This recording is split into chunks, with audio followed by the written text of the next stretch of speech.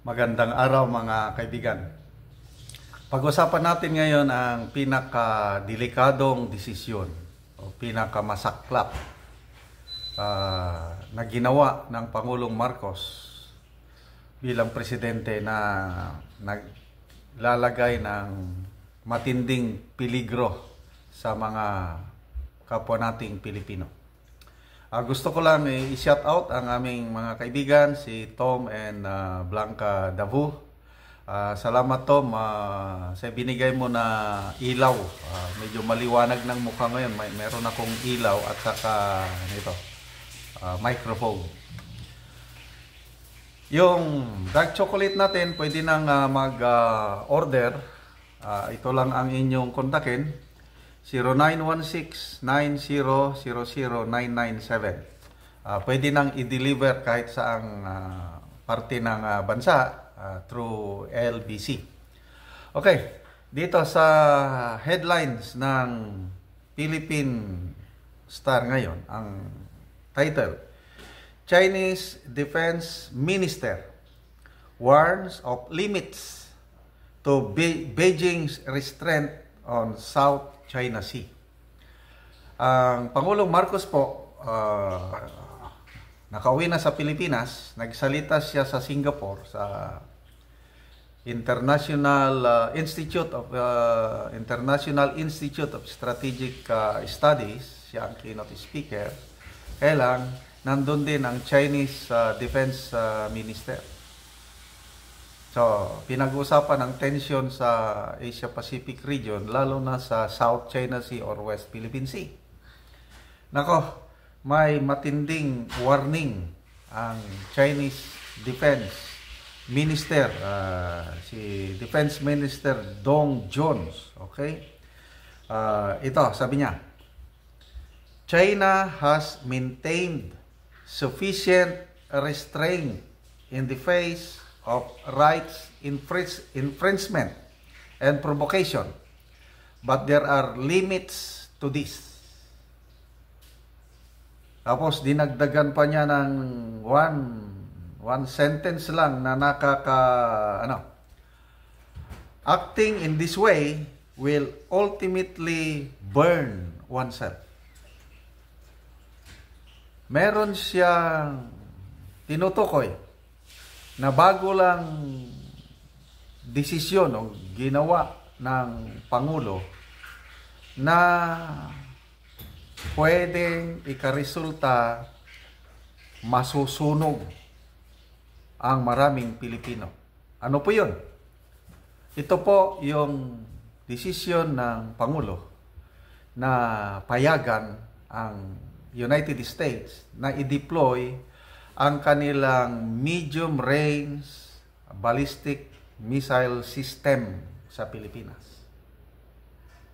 Ito ang ikinagagalit ng China ngayon, at hindi lang China, pati ang Russia.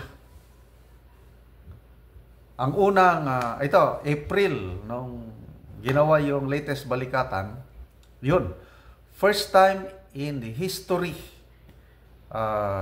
dito sa Asia na deploy yung ganon na weapon system. Itong weapon system na ito pwedeng mag-fire ng mga ballistic missiles na ito sa range of 1,800 miles. Nandyan ngayon sa northern Luzon. Pwedeng paputukin ng US yun in case na magkagera ang US and China dahil sa Taiwan. Kasi ang China palaging nagsasabi na it's just a matter of timing, China will invade Taiwan. Ang US naman, deeply committed na i-defend, tulungan niya ang Taiwan in case na atakihin ng China ang Taiwan. Dahil kahit balibalik-tarin mo man ang mundo, ang Taiwan ay province talaga ng China. At may karapatan ng China na kunin niya ang kanyang renegade province at all cost. Itong US, ayaw. So okay lang sana mag-away yung US-China over Taiwan na hindi tayo madadamay. Ngayon, damay na tayo. dahil sa desisyon ng Pangulo na umalyado siya, dumikit na siya sa sa US, plus pinayagan pa yung pag-deploy ng mga, yung medium range ballistic missile systems na ito.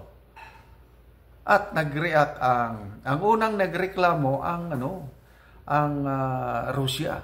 Sabi, ang US purposefully escalating tensions in the region. Binabalik daw ng US yung kalagayan ng Cold War.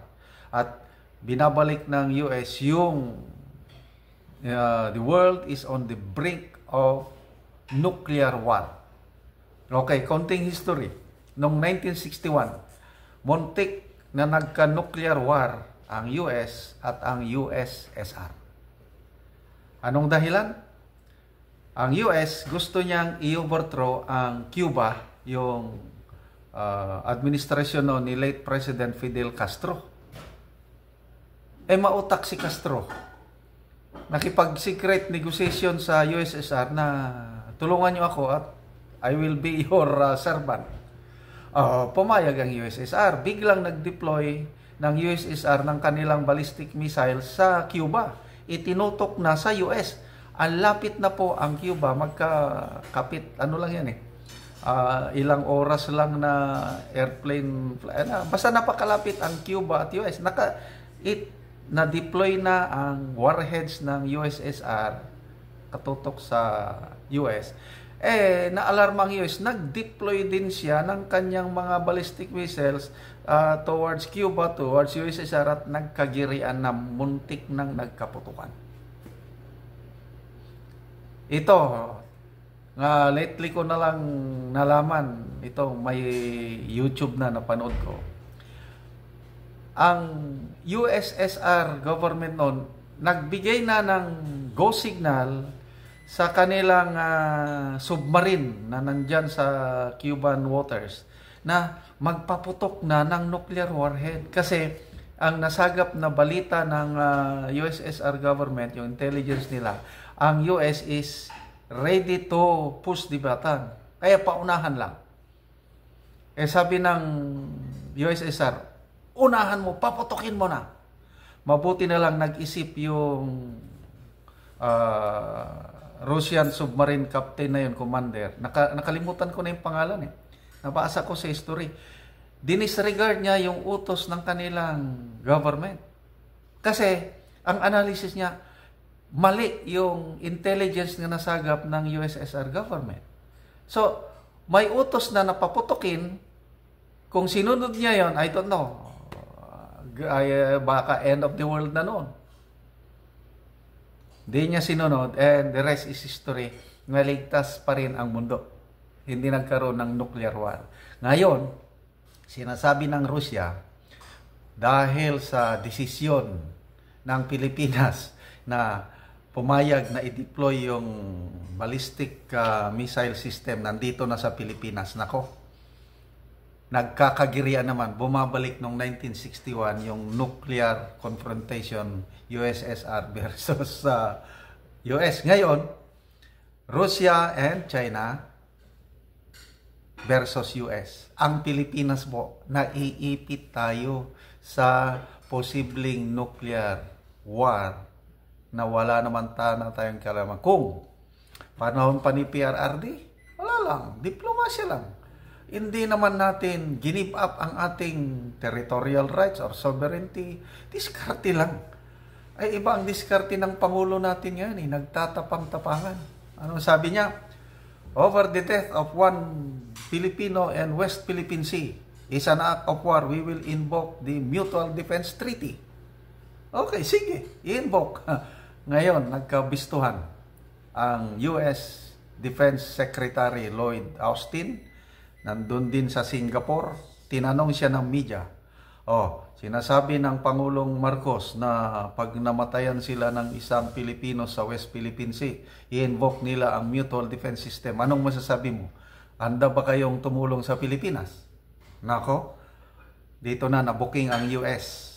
Yung pinagmamayabang nila na we will help the Philippines, ironclad commitment ang aming bibigay sa kanila. Dito na booking dahil ang US Defense Chief taliwas yung sagot niya. Sabi niya, hypothetical lang yan. Hindi yan mangyayari. We will do everything we can para walang mamatay na Pilipino. Are you sure, Mr. Secretary, na walang mamamatay? Ang tamang sagot sana yun kung totoong tutulungan tayo ng China. Yes! Pag may namatay na Pilipino, gera na kami, handa kaming gera. We will ask the US US Congress to declare war. Sinong mga mambabatas ang luko-luko na papasok sa gera laban sa dalawang superpower over the death of one Filipino? Ako, ayokong mamatayan tayo sa West Philippine Sea. Masakit yun. Lalaban tayo. Anong ilalaban natin sa China? Wala. Kaya dapat diplomasya lang muna. Konting pasensya, hindi yung tapang-tapangan. Hindi ako maniniwala na tutulungan tayo makikipagyera ang US sa atin kung may mamatay na Pilipino. Bibigyan lang tayo ng ayuda. Kagaya ng Ukraine. Dagdagan, bigyan tayo ng billions of dollars. Anin mo yung billions of dollars na foreign military assistance kung namamatay na tayo. Ay, di, wala. So ito po, delikado po. Yung ballistic missile system na yon na dinala ng US nung balikatan, nandito pa rin sa Pilipinas. Hindi na nila binalik sa US. Kaya forever yon na magnet ng init ng ulo ng Russia at China sa atin. At kung hindi maiwasan, baka ito na ang World War III, nuclear war, tayo ang unang masusunog. So good luck po sa ating bansa.